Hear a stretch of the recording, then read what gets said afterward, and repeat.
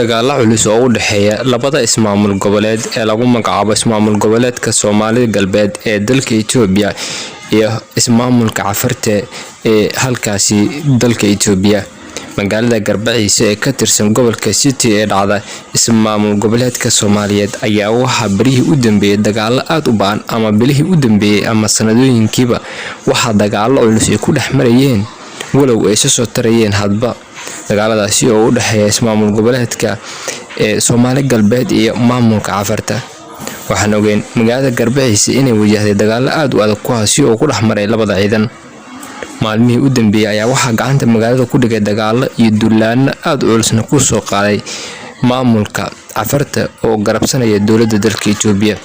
hase yeeshee maalmihii u dambeeyay maanta ay ka mid tahay shalito ayaa dagaalo aad u culus halkaasi ay ku qaadeen maamulka Soomaalida ee ciidamada kala duwan ee Soomaaliya iyo dadka shacabka ah oo qoryahooda iyo hubkooda la soo baxay ayagoona sheegay inay iska celin doonaan cadawgan ku soo duulay dhul balaarsina ku wada. xaqiiqda halkaas ka jirta Rabbi unbaa og cidda gardaran. hase yeeshee Soomaalida ayaa u warmay warbaahinta qaybaheeda kala duwan sheegayna in lagu soo gardarooday dhulkooda laguna hayo gumaad aad u balaaran taasina aysan ka aqbali doonin dhiigooda iyo dhacaankooda ay diyaar u yihiin inay u daadiyaan. waxaan la soconaa xaaladda guud ee dalka Itoobiya oo ahayd maalmihii u dambeeyay mid qasan oo dagaalo dhowr waji ay ka dhacayeen kuwaas oo u dhaxeeya dowladda federaalka iyo maamulka TPLF ee loo soo gaabiyo ismaamulka Tigreeda iyo Amxaarada oo ayagana dagaalo culus ay u dhaxeeyaan. marka waxaan isu gudbin doonaa barnaamijkaas.